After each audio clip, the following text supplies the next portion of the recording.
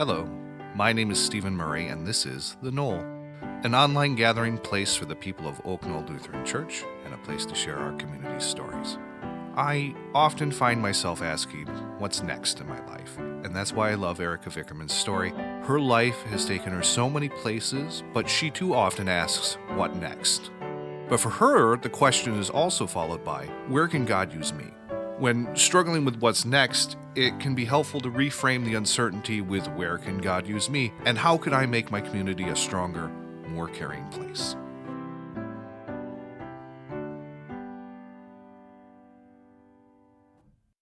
Hello, I am Erika Vickerman. I and my family have been part of Knoll since we moved into the neighborhood over 14 years ago. In many ways, Knoll has been a second home for our family, as our children all attended preschool here, Sunday school, confirmation, and I spent many years working at the preschool and volunteering in many capacities. I am currently on the church council and on the Beacon team. My journey of faith is an ever-seeking, ever-present daily journey. I have spent an abundant part of my life and each of my days thinking about and seeking an understanding of God within the world around me, paying attention to the beauty here and the problems here, and wondering where God could use me in it all. I was raised by parents committed to their Christian faith and had a wonderful youth group experience at Faith Presbyterian Church in Minnetonka. I am still good friends with many of the people from my church growing up, and I hope that my kids will feel the same way about their friends from Knoll. We had wonderful experiences performing plays and musicals in junior high and high school, had many adventures at camp, hiking trips in Colorado, serving on mission trips with Habitat for Humanity in Philadelphia, Arkansas, Kentucky, and Jamaica. These mission trips especially pushed me out of my comfort zone to see places and people that had lives very different from mine. They made me curious about poverty, inequality, and why the structures of life were the way they were. The experiences taught me about servant leadership, and I decided that the way Jesus taught us by example to live was the way I wanted to live. Once in college, I decided I would major in psychology, but I was determined to study abroad in India for a semester so that I could study world religions and poverty. Seeking to understand more about the world on the other side of the globe and about religions I didn't know about, I set off with 11 other students, and we traveled from the south of India in Kerala all the way up to New Delhi. I learned about Islam, Hinduism, Buddhism, Zoroastrianism, and many other faith traditions. I saw firsthand the practices and beliefs of these different traditions and how there were similarities in all of them despite there also being differences. I saw how mostly all of us are the same. I filled 2 large journals with my thoughts and experiences during that trip. A crippled boy lay outside of one of the hotels in Mysore where we stayed, every day begging for food and money. Teenagers my age jumped into the train tracks between trains to clear out garbage for a tiny earning, and they did not have the privilege to go to school. A woman in an airport bathroom tried to hand me her baby and begged me to take her away to America.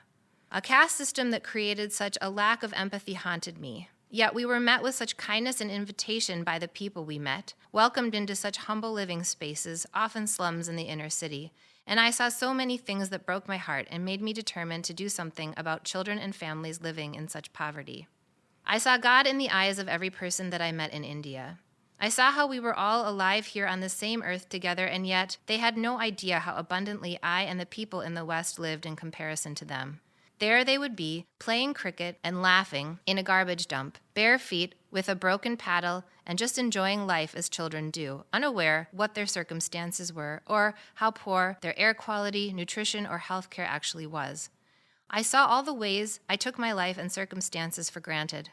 This knowledge left a huge sense of responsibility on my shoulders that has never left me. What more can be done and how can I help has been the question that pulses in my everyday life. That trip to India was very challenging and life-altering in many ways for me. I came home feeling lost because I had witnessed so much that no one else around me experienced, and it was hard to explain how it had altered me and my worldview forever. My Indian professor told us all upon departing, India will need to fix India's problems, but you can go home and make others aware. Help others in your country to see the problems that we and all of us face. Go home and do good. What was I supposed to do next? I have found the answer to what is next in many different ways since I left India at the age of 19. Getting a master's degree in education, teaching in classrooms from high schoolers to preschoolers, raising 4 children, volunteering at their schools and at our church, I have found the answer to what next in starting a parent coaching business where I work with parents to form more peaceful and connected relationships. I see that God chose to represent love most clearly to us through a parent-child relationship.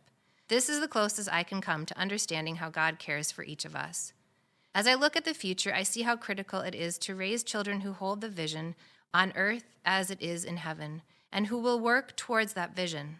We must start with love and value of each person in a family, in a church, in a community, which will lead people to use their gifts from God for good, to resist violence, promote peace, care for Mother Earth, care for those less fortunate than them, believe in equality, love those who are different than them.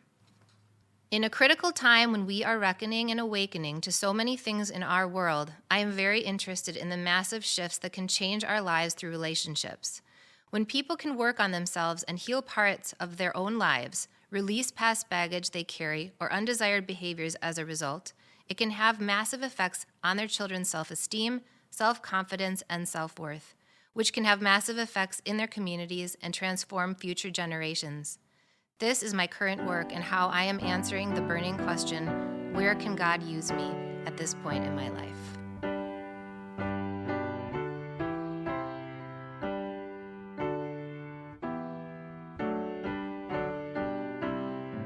The Knoll is a production of Oak Knoll Lutheran Church in Minnetonka, Minnesota. Pastor J. Rudy, Senior Pastor. Music performed by Matt Cerar and produced by me, Stephen Murray. If you would like to learn more about Oak Knoll Lutheran Church, please visit us on the web at oklutheran.org or check out the live stream of our Sunday worship on YouTube every week at 9:30 Central. If you would like to share your story as part of the Knoll podcast, you can find information on how to get involved on our website. Thanks for listening, and God bless.